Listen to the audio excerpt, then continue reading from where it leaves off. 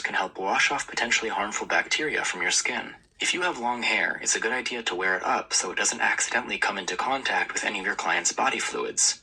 Although artificial nails may look nice, they are more likely to harbor germs than natural nails, both before and after hand washing. The CDC recommends that healthcare workers who care for high-risk patients or clients should avoid wearing artificial nails. If you have any wounds or cuts, keep them cleaned and covered. And if you have any rashes or scabs, avoid picking at or itching them. Moisturize your skin.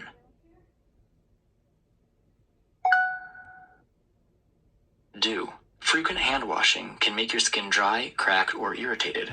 Cracked or irritated skin can give germs an entry point into your body. Moisturizing your skin and preventing it from becoming cracked or irritated means germs can't get in this way. Share personal items. Don't. Sharing personal items can spread germs, so you should always avoid sharing things like bottles, cups, eating utensils, towels, combs, toothbrushes, and napkins. Take antibiotics as prescribed.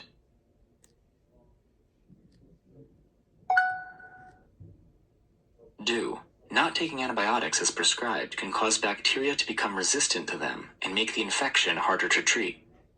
Even if your symptoms have gone away, you should always take the full course. Keep your vaccinations up to date.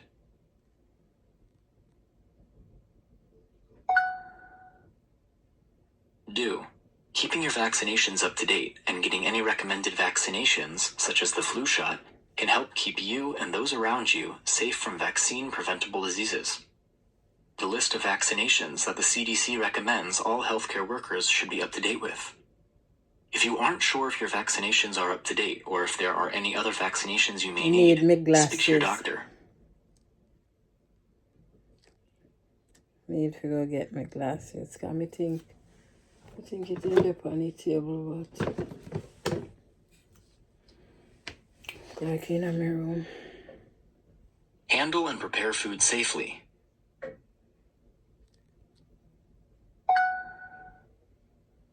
Do.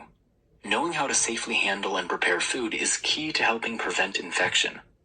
As well as washing your hands and kitchen surfaces frequently, food safety also includes things like making sure you cook or reheat food to the correct temperature, washing fruit and vegetables before eating, and defrosting food in the fridge instead of on the counter.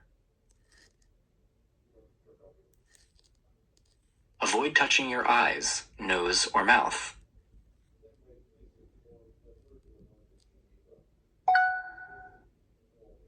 Do. Every time you touch your eyes, nose, or mouth, you transfer germs between your hands and your face.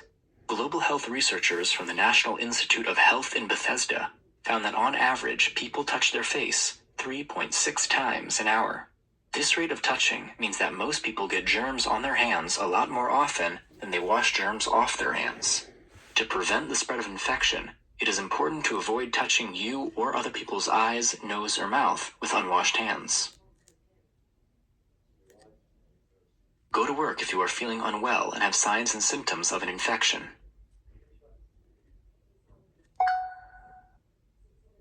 Don't. If you are feeling unwell and have any signs or symptoms of an infection, you should stay home. Going to work, school, other public places can spread your illness to others. You should also limit contact as much as possible with the people you live with to help keep them from getting sick too.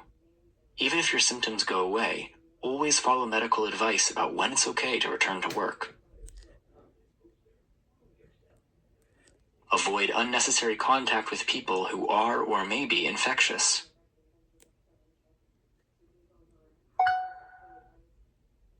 Do. Whenever possible, you should avoid contact with people who are or may be infectious.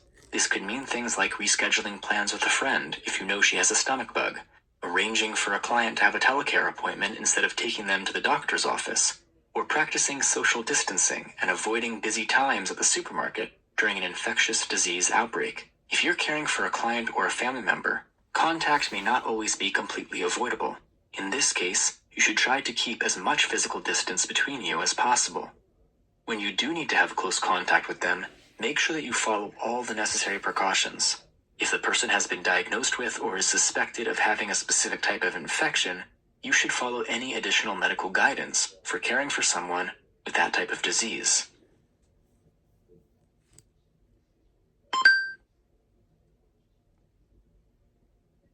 This is Valerie. Help her keep herself, her clients, her family, her friends, and her community safe from infection throughout the day. Click on each square.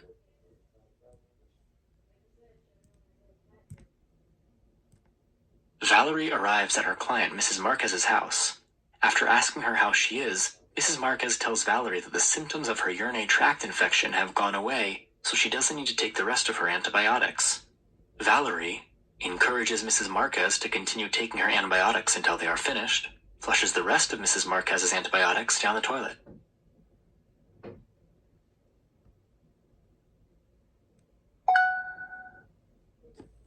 Valerie should encourage Mrs. Marquez to continue taking the antibiotics until they are finished, even if her symptoms have gone away and she's feeling better.